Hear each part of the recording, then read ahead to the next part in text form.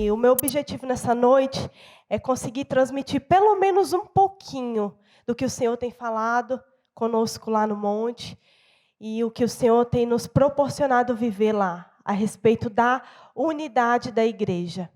Amém? Então, partindo desse princípio aqui, onde Jesus Cristo nos dá esse direcionamento, essa instrução, esse mandamento, que os dois maiores são esses de amar a Deus e amar o nosso próximo. Eu quero tomar isso como base para a gente prosseguir aqui, amém? Eu vou lá para o capítulo 5 de Mateus, para a gente poder compreender um pouquinho mais aqui.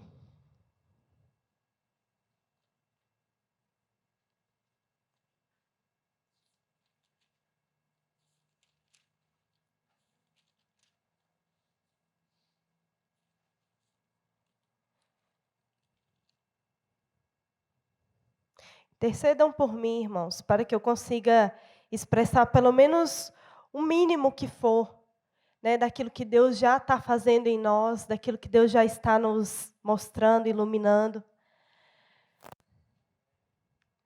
Mateus, no capítulo 5, a partir do versículo 43, o Senhor fala o seguinte: Ouvistes o que foi dito, amarás o teu próximo e odiarás o teu inimigo. Eu, porém, vos digo, amai os vossos inimigos e orai pelos que vos perseguem, para que vos torneis filhos do vosso Pai que estás no céu, nos céus, pois que ele faz raiar o sol sobre os maus e os bons, e derrama chuva sobre justos e injustos. Aqui nesses versículos, o Senhor está nos mostrando uma realidade muito maior do que é amar apenas o nosso irmão, né?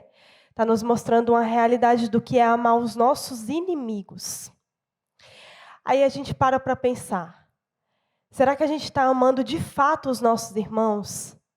Será que a gente está sendo verdadeiramente aqueles que carregam os fardos uns dos outros? Será que a gente está conseguindo realmente amar os nossos irmãos para que a gente tenha a capacidade de amar até os nossos inimigos? Para que a gente tenha a capacidade de orar pelo aquele que nos persegue? A gente crê que nós estamos vivendo um tempo onde está muito próximo da igreja ser perseguida. A igreja como um todo, né? Porque a gente sabe que tem muitas partes do mundo que já há perseguições aos cristãos. Mas a gente crê que a perseguição dos últimos dias está vindo com muita força sobre a igreja. E será que a gente vai ter essa capacidade de cumprir essa palavra dessa forma que o Senhor nos mostrou? E Ele não só falou, né? Aqui, primeiro Ele fala, e na cruz Ele nos demonstra, na prática. Ele fala para o Pai dele, Ele fala: Senhor, Pai, não impute a eles esse pecado, mas perdoa-os, porque eles não sabem o que fazem. E esse perdão que Ele deu lá na cruz do Calvário se estende a mim e a você. Porque aquele perdão lá foi para os fariseus, aquele perdão lá foi para os sacerdotes, aquele perdão lá foi para o rei Herodes, aquele perdão lá foi para os discípulos. Todos se dispersaram, todos o abandonaram. E aquele perdão lá se estende a nós até o dia de hoje. Será que nós temos essa capacidade de perdoar os nossos inimigos? Será que a gente tem essa capacidade, esse amor, essa realidade de reino, de olhar para os nossos inimigos? Nós vivemos uma situação muito inusitada lá no monte. Tivemos uma situação com a mulher, e essa mulher fez algo no nosso meio, e isso me acertou em cheio lá. E ontem, quando eu estava orando, eu comecei a orar e comecei a pedir para o Senhor vir, para o Senhor limpar o que tinha sido lançado, para o Senhor trazer a cura, para trazer o refrigério. E no meio da oração, o Senhor me perguntou assim, se eu era capaz de liberar o perdão para a vida daquela mulher. E na hora eu pensei assim, Mas foi revelado, né, que é uma mulher má, que está fazendo coisas ruins. E naquela hora o Espírito Santo me quebrantou e eu entendi que não sou eu que julgo. Não sou eu que digo se ela merece ou não merece. Quem tem que mostrar se ela merece ou não merece é o Senhor, o justo juiz, e não eu. Minha obrigação é sim perdoar ela. Minha obrigação é sim orar por ela. E com esse quebrantamento, glória a Deus, eu consegui orar pelaquela mulher e liberar o perdão na vida dela, liberar o perdão pelo que ela fez. As irmãs aqui, que são mães, sabem que às vezes mexe com a gente não é tão complicado quanto mexer com os nossos filhos, né? E de certa forma atingiu a Sofia. E ainda assim, o quebrantamento veio tão profundo, tão forte, que eu consegui orar pela vida daquela mulher. E eu pedi ao Senhor para alcançar ela, para libertar ela, para transformar a vida dela. Então, quando o Senhor me direcionou nessa palavra que mexeu muito comigo, porque quando a gente só lê, é uma realidade. Quando a gente vive, é outra realidade.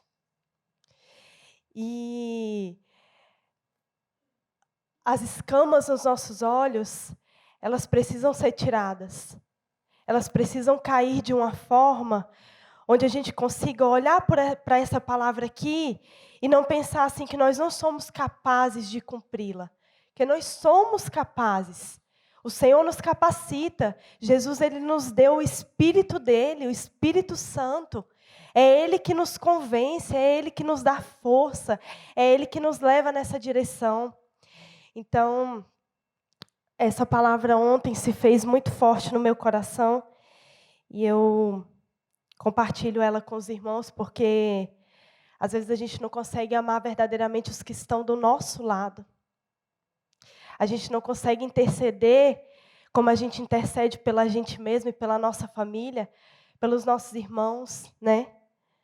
Quantas vezes a gente precisa que Deus venha e revele um nome. Quantas vezes a gente precisa que Deus venha e nos incomode de uma forma mais profunda para que a gente interceda realmente. Sendo que a nossa obrigação como igreja é um mandamento que o Senhor nos dá, né? Se Ele manda a gente orar pelos nossos inimigos, imagine pelos nossos irmãos, pelos aqueles que são a nossa família espiritual, pelos aqueles que precisam da graça e do suporte do Senhor, para que não caiam em tentação. Vou prosseguir aqui. Amém? Então, agora eu vou lá para a oração do Pai Nosso, para a gente conseguir entender.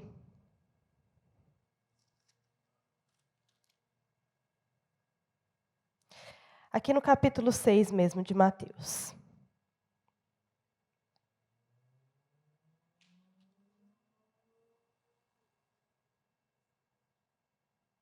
Aqui a partir do versículo 9. Por essa razão vós orareis. Pai nosso que estás no céu, santificado seja o teu nome. Venha o teu reino.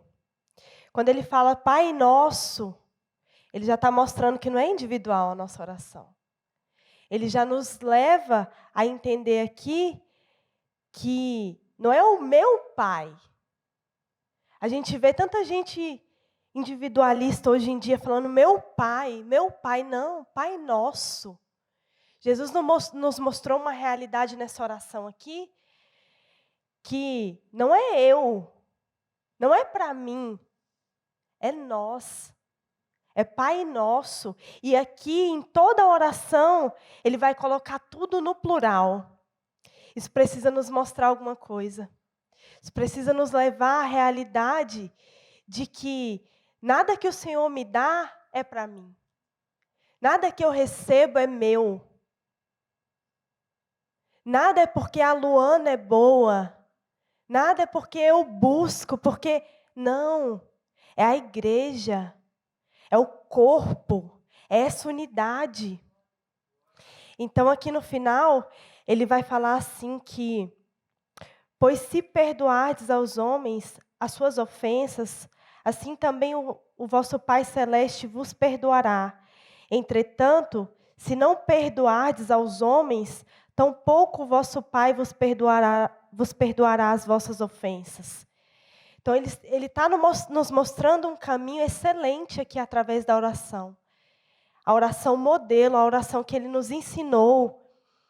Ele mostra essa unidade e ele mostra que a gente precisa sempre perdoar as ofensas. Será que a gente tem praticado isso? Será que a gente tem perdoado os nossos irmãos de coração? Será que a gente tem liberado, né? Às vezes o irmão não está passando algo bom, não está vivendo um momento bom, e às vezes a gente espera que aquele irmão seja simpático, seja amoroso. Às vezes a gente não sabe a carga que o irmão carrega, e muitas vezes a gente leva isso para o nosso coração. Muitas vezes uma palavra que o irmão falou, a gente interpreta à nossa maneira, e a gente guarda isso, guarda um rancor. Não foi isso que o Senhor nos ensinou. O Senhor nos ensinou a perdoar. O Senhor nos ensinou a carregar a carga uns dos outros. Então, a gente precisa exercer isso, igreja. Eu sei que é uma palavra conhecida, eu sei que todos vocês já leram e releram, já sabem, mas a gente precisa enxergar isso com uma ótica diferente. Sabe? Porque a palavra de Deus diz que a nossa boca fala, mas o nosso coração está distante daquilo que a nossa boca professa. Muitas vezes é isso que eu e você fazemos. Muitas vezes a gente diz que a gente perdoa, a gente até ora e fala que a gente perdoa, mas e o perdão verdadeiro? E liberar, né? Aquele sentimento ruim, aquela mágoa. É para isso que o Senhor está nos chamando, sabe? Para viver a realidade do reino, para viver essa palavra, para sermos filhos de verdade. A gente está muito acostumado a ser servo, mas a gente precisa também sermos filhos. A gente precisa entender o que o nosso Pai quer de nós, o que Ele exige de nós. O que Ele está nos pedindo para esse tempo. A igreja está dormindo. A igreja está adormecida. Satanás tem saqueado a igreja de uma forma que eu acho que até agora a gente não tem total dimensão do quanto que a igreja tem sido roubada. O quanto esses princípios que estão aqui perderam a essência nas nossas vidas, na nossa consciência. A gente precisa de uma consciência despertada para a gente viver esses últimos dias. Porque a própria palavra de Deus nos diz que não vai ser fácil, né? A própria palavra de Deus nos mostra que nós vamos viver tempos terríveis. Lá em Timóteo, Paulo fala que os últimos dias sobrevirão tempos terríveis e nós já estamos vivendo. Se a igreja não tiver a unidade, se a igreja não tiver a comunhão, nós vamos perecer, irmãos. Nós vamos sofrer de tal forma que eu não sei se nem a salvação nós vamos alcançar. Porque aqui está falando que se a gente não perdoar, nós não vamos ser perdoados. Tem dimensão do que o Senhor está falando? Nessa palavra? Sabe, a gente tem perdido essa essência, esse temor pela palavra, esse tremor de olhar para ela e não ver só como mais uma palavra. O Senhor quer nos despertar para esse tempo. Que o Senhor estabeleça a unidade da igreja no nosso meio de uma forma vívida, de uma forma sobrenatural. Vamos continuar. Não vou abrir não, mas lá em Mateus, no capítulo 12, no versículo 25, o Senhor esclarece de uma forma muito nítida e notória que o reino ou a casa dividida não prospera, né? A gente sabe lá como é que é o contexto da história, que os fariseus dizem que ele está expulsando os demônios por Belzebu. né? E ele diz lá que se fosse por Beelzebu, o reino das trevas estaria dividido. E ele nos mostra que o reino dividido não prospera. A casa dividida não prospera. Então, se o reino das trevas dividido não prospera, aquilo que só há mal, aquele lugar que só há trevas, que só há dissensões, imagina na igreja. Como que a gente vai prosperar? Como que a gente vai prosseguir? Como que a gente vai ser verdadeiramente uma casa de oração se a gente estiver dividido, irmãos? Se tiver divisão no nosso meio, a igreja nunca vai prosperar. É o próprio Senhor Jesus falando, é o próprio Senhor Jesus revelando o princípio. Lá em 1 João 4:20, diz que o que ama a Deus, o que diz que ama a Deus e não ama seu irmão, é mentiroso. Está enganando a si mesmo. Será que a gente tem amado verdadeiramente? Como é que a gente pode dizer que a gente ama a Deus que a gente não vê? E diz que ama o nosso irmão? Diz que é impossível. É impossível a gente amar a Deus que a gente não vê sem amar o nosso próximo que está do nosso lado. É impossível a gente ter um amor fraternal e dizer que a gente tem o amor ágape, o amor de Deus. É impossível.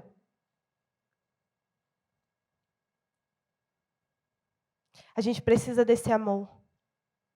A gente precisa do amor ágape. A gente sabe que o amor de Deus é derramado nos nossos corações através do Espírito Santo no momento que a gente verdadeiramente entrega a nossa vida para o Senhor. Mas quantas coisas prendem esse amor de ser manifesto? Quanto egoísmo ainda há em nós? Quanto ego elevado ainda há em nós que bloqueia esse amor de ser exalado, né? De ser demonstrado, de ser compartilhado? É impossível, meus irmãos, a gente amar a Deus e a gente não amar uns aos outros. É impossível. Aí, nós vemos algumas pessoas que elas querem colocar as velhas desculpas, né? E aí pega a palavra de Deus para embasar as desculpas e se isentar, né, da forma como o Senhor quer que a gente ame. Então, lá em Jeremias, no capítulo 17, no versículo 5, vamos ler lá, por favor?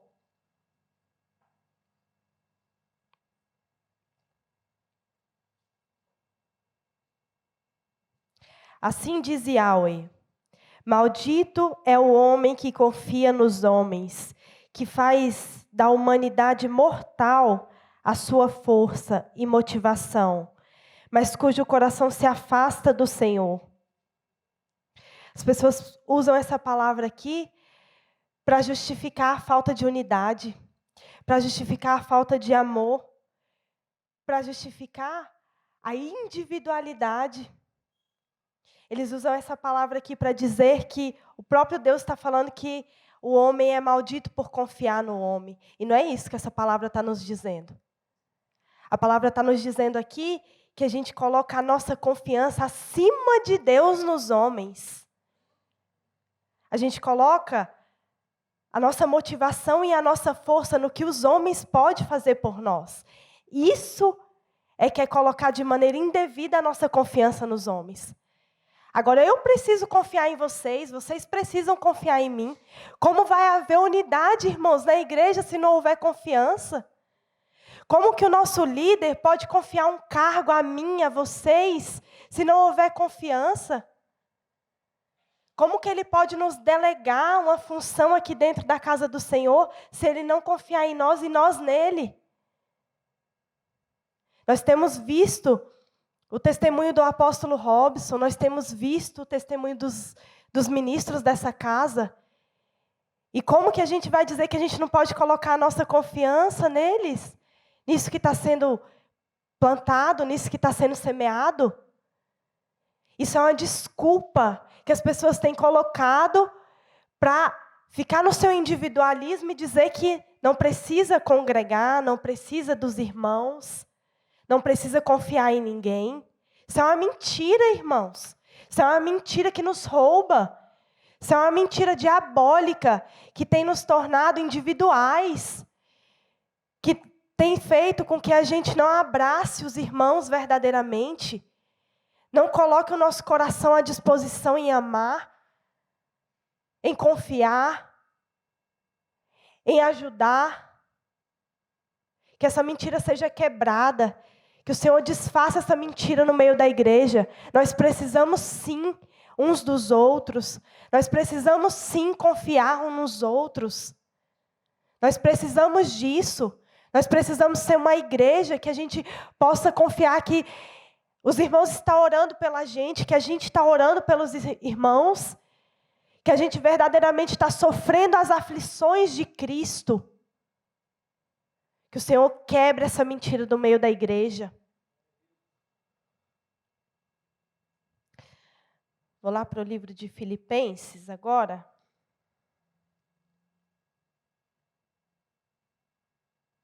Estou quase terminando, irmãos.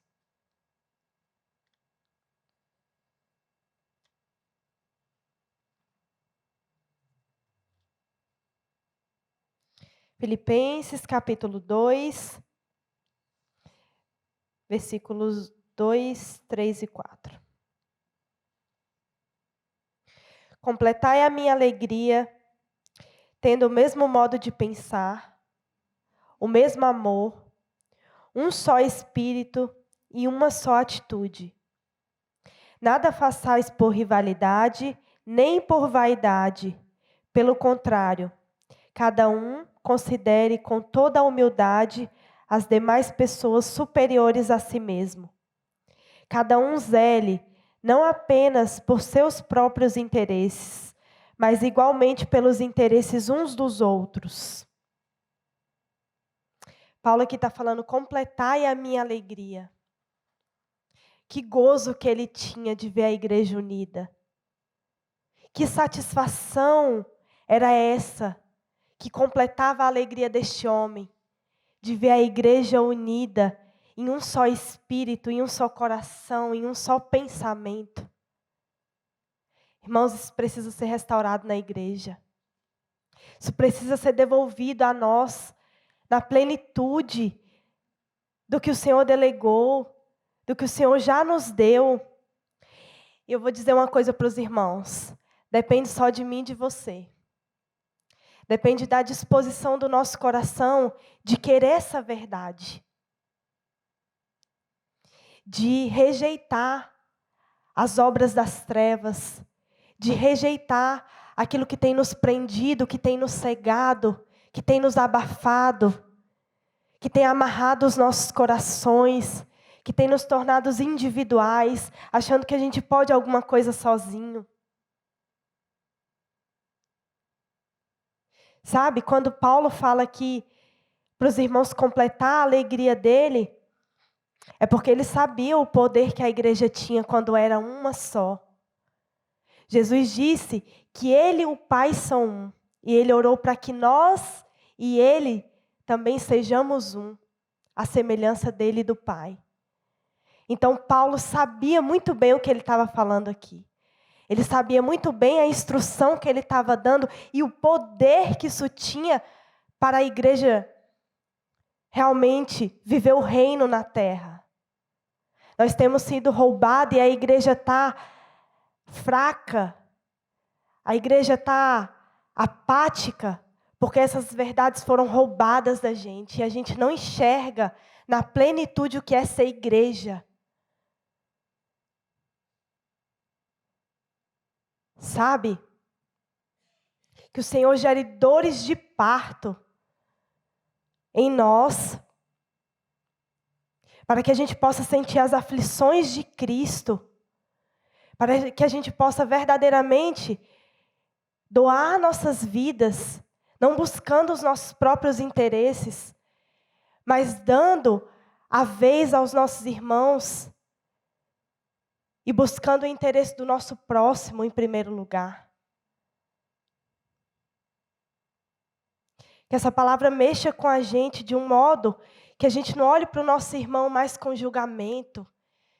Que a gente não olhe mais com... Qual é a palavra? Desconfiança. A gente desconfia demais uns dos outros. Que a gente possa confiar mais. Que a gente possa amar mais. Que a gente possa se dedicar mais, irmãos. Sabe? Esses dias lá no monte,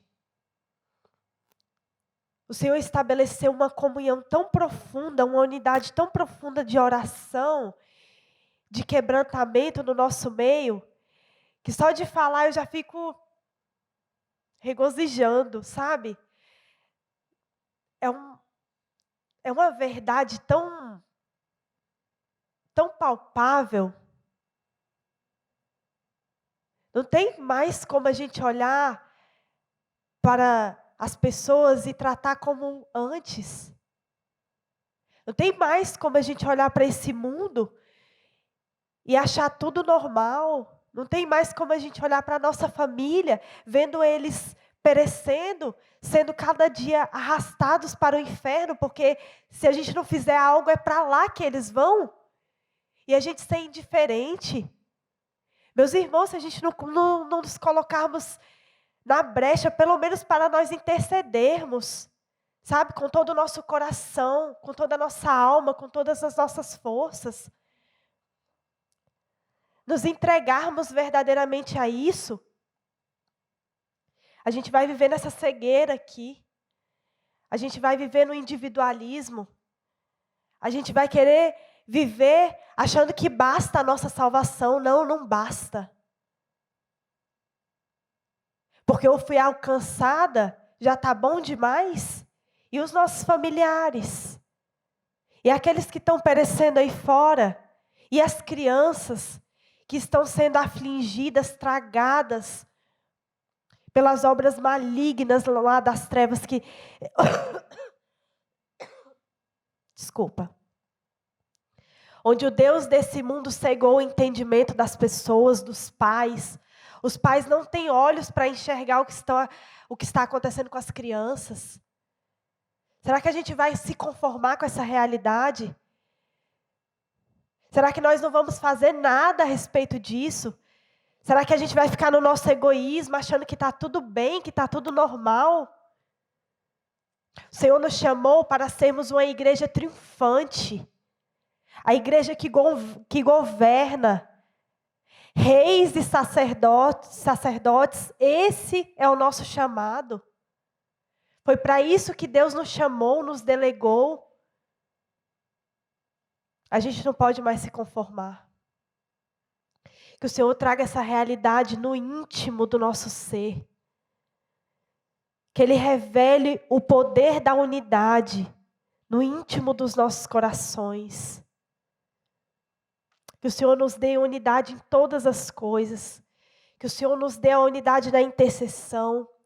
Que o Senhor nos dê a unidade nos dons, porque o dom não é meu, o dom é para a igreja. Que o Senhor nos dê a unidade nos talentos. Que o Senhor nos dê a unidade na perseverança. Que o Senhor nos dê a unidade na fé. Que o Senhor possa nos fortalecer através dessa unidade. Uma última palavra só, irmãos.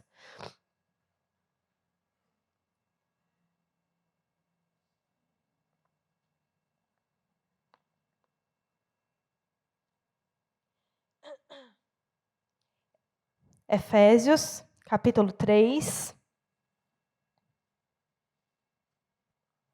A partir do versículo 14. Está intitulado assim, ó, na Bíblia King James.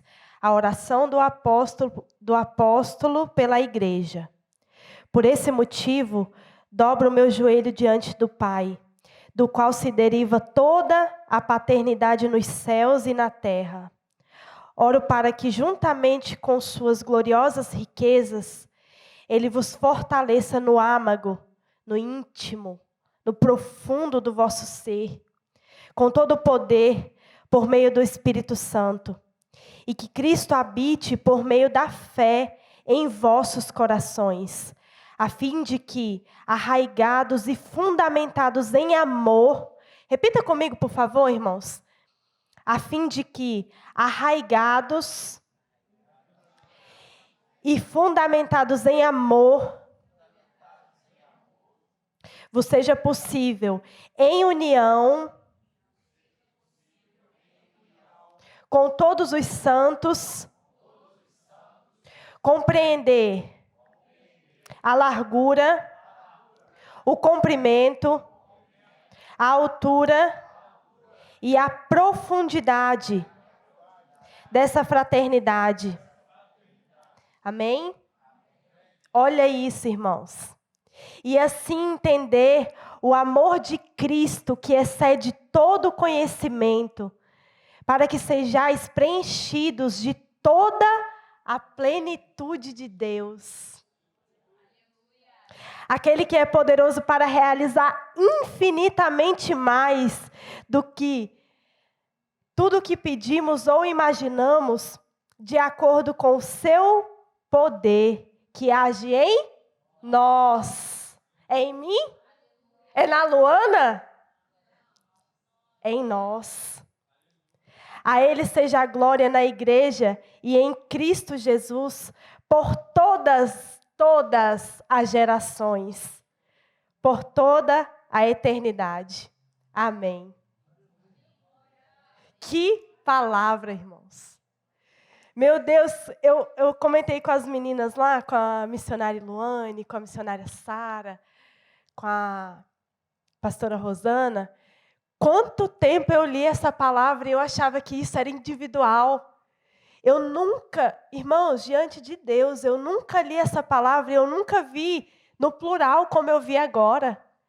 Eu nunca vi esse amor que vai ser revelado na profundidade, na altura, no comprimento, como uma coisa que só vai ser revelada para a igreja como um todo e não só para mim. Eu orava, diante de Deus, eu orava essa palavra aqui e eu pedia para esse amor ser revelado para mim. Não vai ser revelado só para um. Vai ser revelado na unidade.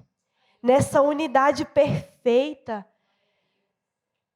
Jesus, que o Senhor nos revele, nos dê essa profundeza dessa revelação no íntimo do nosso ser.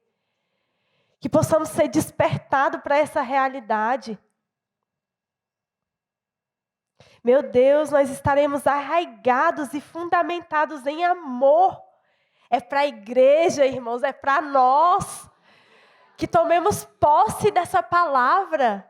É para a gente, é para o nosso tempo. O apóstolo Paulo enfatiza aqui para todas as gerações, é para a nossa. É para nós, é para as igrejas, é para a restauração, é para os nossos irmãos que estão sendo perseguidos, é para todos, é para a igreja de Cristo, é para a igreja, para a igreja que vai triunfar. Nós seremos triunfantes, mesmo perseguidos, mesmo afligidos, mesmo passando por todas as perseguições. Nós seremos triunfantes, porque naquele grande dia o Senhor olhará para nós e falará para nós, servo bom e fiel, entra para o gozo do teu Senhor. Que o Senhor avive a nossa esperança e a nossa expectativa. Eu finalizo aqui, irmãos. Obrigada.